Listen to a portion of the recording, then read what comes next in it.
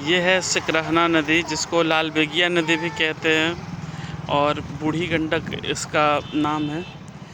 और अगर हम वेदों में देखें तो जो सदा नीरा नदी थी, हालांकि अब कुछ लोग आर्गुमेंट करेंगे कि सदा नीरा तो गंडक को कहा गया था।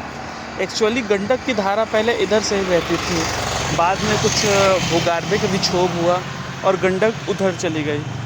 ये नदी यहाँ से लगभग 7-8 किलोमीटर पहले उत्तर की तरफ बहती थी और यही होती थी सदा नीरा, जो कि अब बूढ़ी गंडक रह गई है, क्योंकि इसकी जो मुख्य धारा थी वो अब गोपालगंज मोतिहारी से थोड़ा उधर, मोतिहारी से अगर आप पश्चिम चले जाए उधर उन रास्तों से जाती है। और हमें पता ही है कि वहाँ पे पाटलिपुत्र में वो जाके गंगा जी में मिल जाती है।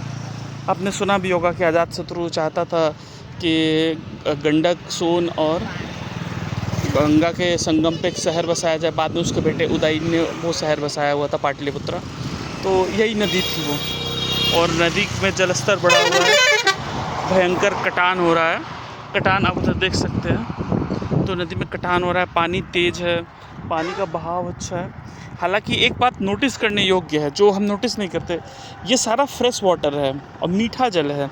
यानी कि अगर हम इसको किसी माध्यम से कैसे न भी करके अगर हम इसको संचयित कर ले तो ये काफ़ी फ़ायदेमंद हो सकता है। और अगर ये फ्लड बढ़ता है, हालांकि फ्लड तो नुकसानदेह होता है कुछ मामलों में, लेकिन अगर ये बढ़ के और चला जाए खेतों के तरफ, तो एक तो खेतों में जलोढ़ मृदा आ जाएगा, जिससे उर्वरा शक्ति बढ़ेगी उनकी, और दूसरा है ये वाटर रिचार्ज करेगा बड़े पैमाने में। हालांकि वाटर रिचार्ज ये कर रहा होगा, जैसे नदी का पानी आप देख रहे हैं कि उसकी डेंसिटी बहुत बढ़ गई है, तो ये वाटर रिचार्ज कर रही होगी नदी। और जब ये नदी वाटर रिचार्ज करती है तो हमें पता है कि भूजल जो है वो सूखने से बचता है। क्योंकि अगर आपने सुना होगा तो दक्षिणी बिहार और उत्तर बिहार, ये दोनों जगह, अगर हम उत्तर बिहार में पश्चिमी चंपारण से लेके और उधर हम बढ़ते चले जाए आपको कटिहार वगैरह की तरफ तक, तो जल स्तर भयंकर रूप से सूखा है, और दक्षिणी बिहार में तो इससे भी ज़्यादा सूखा है।